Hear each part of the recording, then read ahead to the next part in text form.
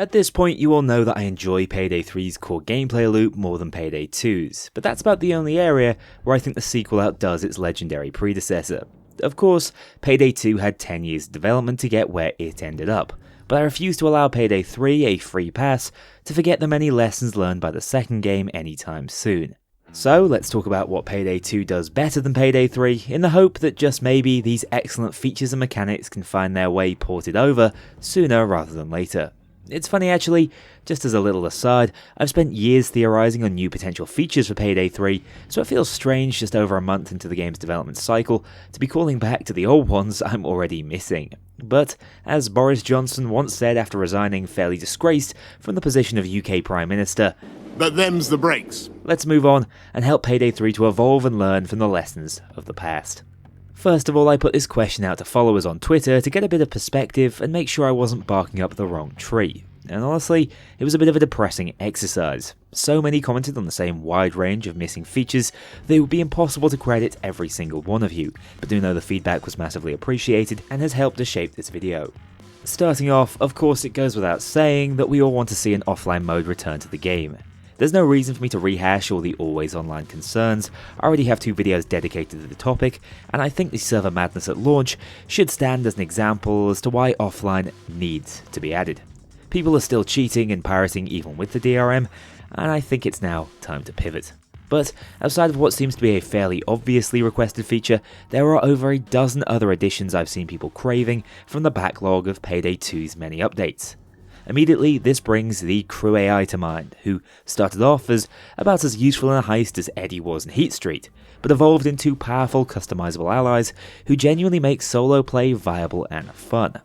To give Payday 3's bot teammates their due respect, at the very least they can now drop equipment between assaults, acting as resource funnels, but unfortunately, they're so squishy in the health department that they spend most of their time on tougher heists in custody. Of course, buffing the AI can go too far in one direction, and I'd say Payday 2's crew are now a little too strong, hence why they're held behind a lifeline for most of my challenge runs. I'm not suggesting Payday 3 needs to go down the same path of turning crew AI into unkillable, heist-carrying monsters, but I do think there's a lot of lessons to be learned from how they were handled. Yes, they need to be more durable for overkill difficulty, so I'd start by adding scaling health as you move up through the difficulties. Then, I'd take a look at their in-heist function. Being able to command them to hold down positions in Payday 2 is a great feature, but why stop there? With the call-out wheel, we could even prompt them to drop resources during the assault, and have them independently start to tackle simple objectives at your command. At the very least, they should be able to revive each other. Then, I'd take a look at the out-of-heist options. I've always thought that the crew perks and buffs were a little overkill, bearing in mind how competent they are even without providing these useful stats to the human players, but dropping other features was a surprise. I think that being able to choose the characters that join you, as well as giving them a completely unique look from their outfit to mask and even weapon, is a big deal. This is the sort of step backwards that frustrates me the most, as it was a long fought battle by the community for crew AI to get this love in the first place. Are we going to wage that same campaign again just to reach feature parity? I sincerely hope not. Right now, so little has gone into their functionality that you can't even bring Joy or Pearl along on heists, which leaves me wondering how long these two have existed, bearing in mind how poorly integrated they seem to be. Regardless, you know it's bad news when your game is making crime boss Rocky City's AI look like the golden standard of the genre, so this really needs looking into. Next up, where the hell is the safe house? How has Payday 3 managed to integrate a genuinely detailed tutorial without introducing a safe house space for it? When I was speculating on Payday 3 years out from launch, I discussed the potential of some more open world possibilities built into the safe house with greater menu integration in this hub world, meaning we could shop for and customize weapons in an infinitely more immersive way. Yet here we are at launch, more menu dependent than ever before, and don't get me started on the UI of those menus, that's for later. My assumption here is that a safe house was conceptualized and cut early on to focus on actual content, which we're already a little light on. I understand why this was the case, as Payday 2's initial safe house just sat there really, housing a Halloween event heist and doing very little else for the first several years of development. But even going from that to nothing is a little jarring, and Payday 2's final safe house, after Hoxton's renovations, was actually reasonably impressive. Again, it wasn't half as functional as I would have liked, but it housed numerous Easter eggs, had a rudimentary firing range, and served its basic purpose of grounding the Payday gang and their actions within the playable world. With how the story is now told via cutscenes, and with the realistic backdrops in the menus, it's a shame we've lost this, as we're literally seeing inside a safe house but are unable to explore it. Leading, in my opinion, to an even more disconnected world, which is resulting in the player base dwindling week by week. Alright, now I can talk freely about the menu UI, which is so generically modern shooterish, I'd have no idea what game I was playing if it wasn't for Pissed Alice over here. Moving into the functionality though, it's just underbaked. The escape key is hardly programmed to work as you'd expect, so navigating the tabs is a ball ache, and the menus are also painfully unclear despite having so few features at the moment.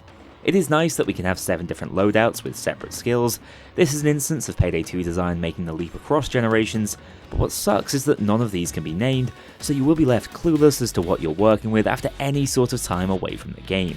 What's also disappointing is that we can't tie our appearance to a specific loadout, meaning no matter what the theming, from cowboy to grenadier, I'm stuck with Pissed Alice.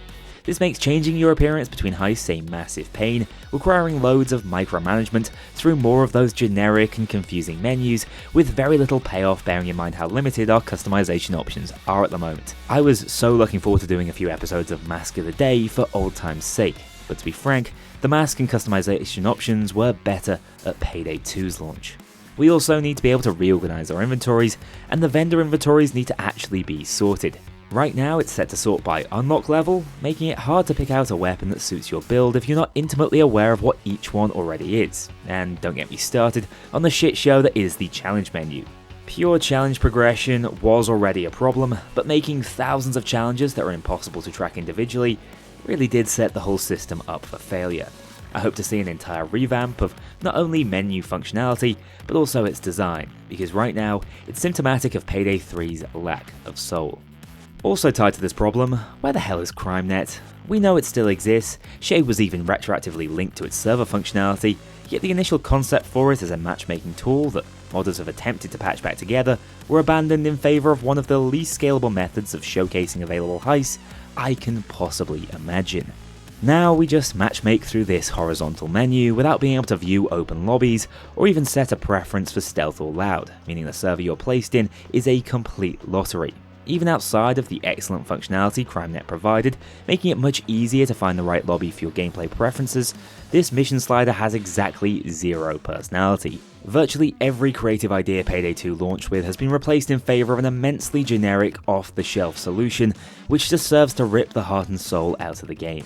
Linearity is basically just helpful for telling a clearer story, and as I've mentioned before, I legitimately think that having a more scrambled narrative adds to its mystique and intrigue.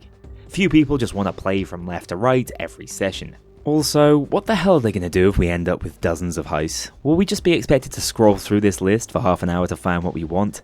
Again, this seems to me like a rushed, slapdash solution just for launch, enforced by the new server-based matchmaking system, and I'm now a massive proponent of CrimeNet returning in its full glory as soon as possible. Closely related to CrimeNet are the lobbies you end up in after actually matchmaking. Even if we had a fully functional CrimeNet system, actual public lobby cooperation is virtually impossible. The only positive addition, as far as I'm concerned here, is the interaction wheel, and that's an in-heist feature where things are better polished. In the pre-heist lobby, we have no way to communicate with the team, there just is no chat. This makes the co-op elements virtually non-existent unless you're playing with a group of friends. Other basic functionality from Payday 2, like being able to ready up and then unready for a heist, is also not yet available. I don't see why any changes were made from Payday 2's lobbies, they were about as close to perfect as we could get. Again, there is no way to discern if stealth is the planned approach, bearing in mind we can't see each other's builds or type out a plan, and then if players start to be obstinate and grief the rest of the team, which is not unlikely, bearing in mind how many are playing it for free on Game Pass, there is no kick function, so you're just stuck with them. Hell, they can even hold you hostage on a heist if they want to. Kicking was slightly problematic in Payday 2, you'd be kicked from lobbies for seemingly no reason far too frequently, so I do think a vote kick system is the way to go, with certain measures in place to avoid issues in two-person lobbies. Also, one of Payday 2's truly underrated successes was in how it brought lobbies of heisters together to conquer DC for entire play sessions. As peer-to-peer hosting allowed lobbies to stay open as long as the host was playing, it was actually possible to keep heisting as a group after each job was complete, enabling you to make friends within the game. Good luck doing that now with dedicated servers automatically disbanding lobbies as soon as a heist is complete. Again, this is weakening the community ties that grew so successfully in Payday 2 over the years, and seems to be another casualty of the technical decisions the devs chose to make. Whilst in the pre-heist lobby, I should also mention how neutered pre-planning is. Genuinely, this was the mechanic I expected Payday 3 would expand upon the most, allowing us to actually dictate how a heist is played out from start to finish. Yet this is one of the few areas of the game that they chose to simplify by making more arcadey of all things. Instead of being able to see heist blueprints in advance, which was actually a cool and underrated feature of pre-planning, we instead have favours which can either be purchased or unlocked via heist completions. I actually like most of these favours due to how relevant they are and how effectively they switch up the gameplay on most heists. But nowhere in hell was this a worthwhile trade-off. Payday 2's pre-planning system allowed you to dictate infiltration points, escape methods, and tailor the other objectives to your liking. That is much more what the heisting fantasy is all about, rather than randomly sourced assets that basically feel like mutators, not the product of good heist planning.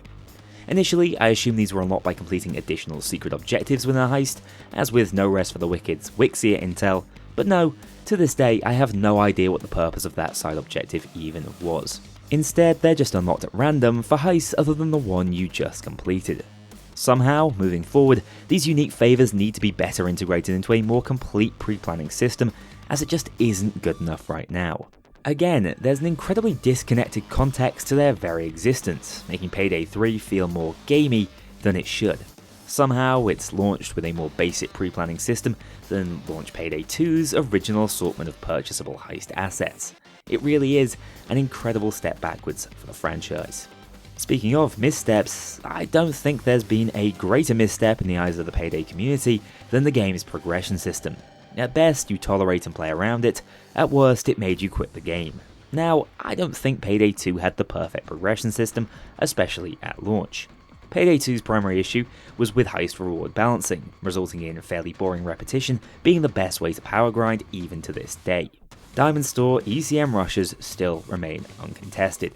Also, having weapon attachments unlocked randomly at the end of some heists really made weapon customization quite limited. However, over the course of its development cycle, the game saw massive improvements across all aspects of its progression. Continental coins were added as a way to purchase any attachment you might need at will. Experience multipliers, both positive and negative, were added to discourage endless heist repetition to farm levels, and stealth started to reward future XP bonuses to keep the stealth community on pace with those who preferred loud. All of these lessons of the past have been completely forgotten. Level progression is entirely based around challenge completion, which punishes you for specialising in a particular playstyle, often results in an anti-climax after completing a heist, and ironically has resulted in the most grinding and unintentional form of gameplay being the best rewarded.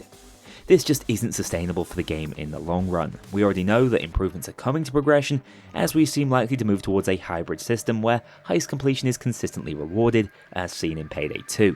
But I say, why stop there? Take inspiration from the stealth multipliers and heist decay systems, as well as expanding the leveling pool so that you always feel like you're moving forwards. To me, that's what makes Infamy so good as of the 4.0 update in Payday 2. Now, I'm starting to feel like I could go on about this all day, so let me cut myself short to hone in on just one more major area of disappointment for me, moving from Payday 2 to Payday 3. Why does the game have such limited role-playing elements? Just like pre-planning, this was a feature I was expecting to be massively built upon. I was excited to boot up Payday 3 and build my heister up to being a stealthy rogue or powerful enforcer, and instead, I spent the last 200 hours throwing down armor bags and basically running the exact same weapon-centric edge setup as everyone else online. To some extent, you can absolutely blame the horizontal progression system for this, because most players, myself included, have found the first thing that works and generally stuck to it because it has so few downsides. If we force ourselves to dig a little deeper, there is legitimate build variety in Payday 3. But if you haven't played around with the skill system, I can't really blame you, as there's little incentive to. And there's only so far I can attribute this issue to the balance of horizontal progression, as my most major complaint compared to Payday 2 is in how few definable RPG playstyles there actually are in the game, as so much of it is missing. All the Payday 3 archetypes of Technician, Ghost or Mastermind have disappeared. You can run Mastermind skills like from the Medic Bag or Manipulator lines, but at the end of the day, you'll probably still use a generic core of powerful skills alongside them, so still feel non-specialized, and you won't have a defining centerpiece in your build, such as the all-powerful Inspire or Hostage Taker. I wonder if 21 is too many skill points, but too few of the game's individual skills feel truly impactful, hence why builds feel so homogeneous.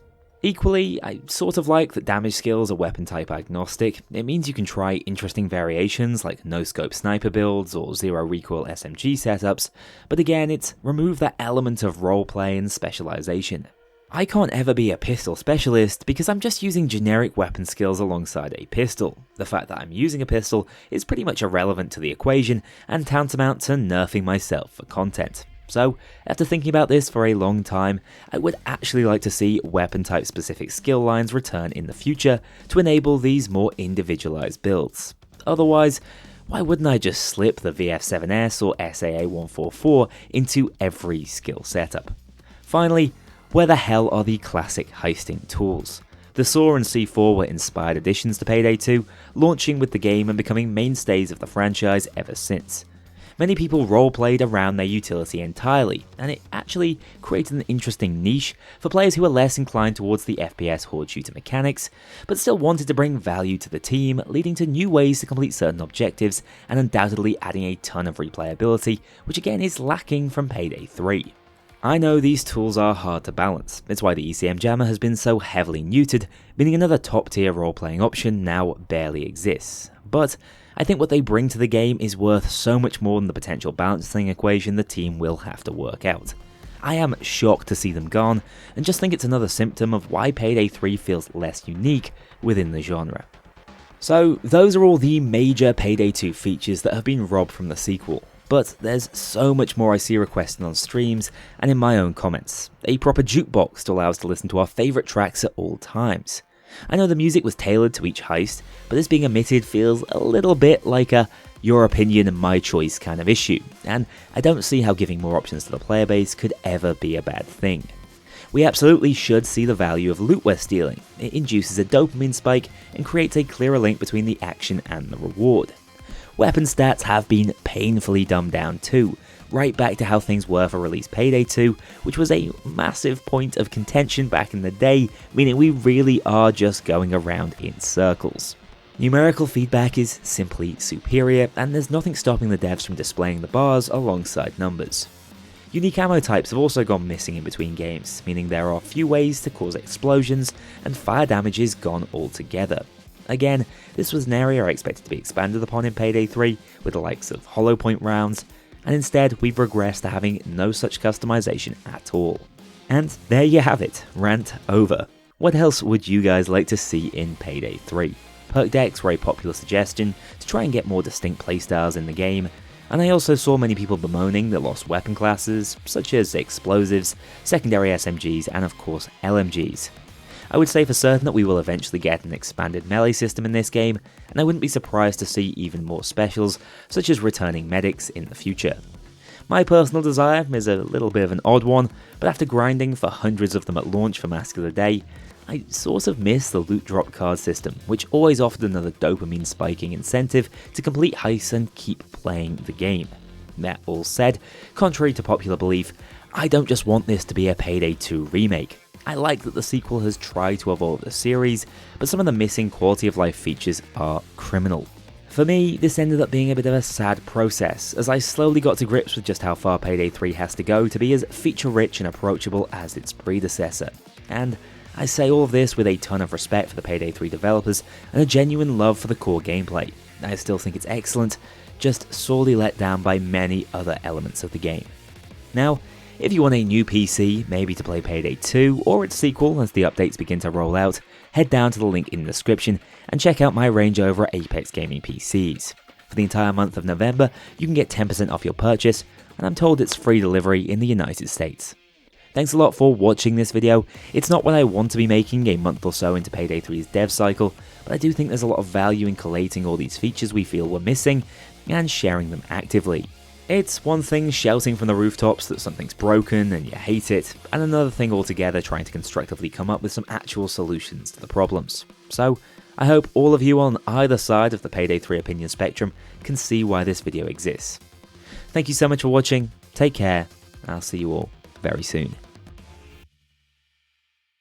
A huge thank you to my dedicated Patreon backers. If you want to join this crew in going infamous, check out the link below and pledge as little as $2 to see your name in the credits, or get 24-hour early access to future videos and vote on upcoming content. Take care, I'll see you all soon.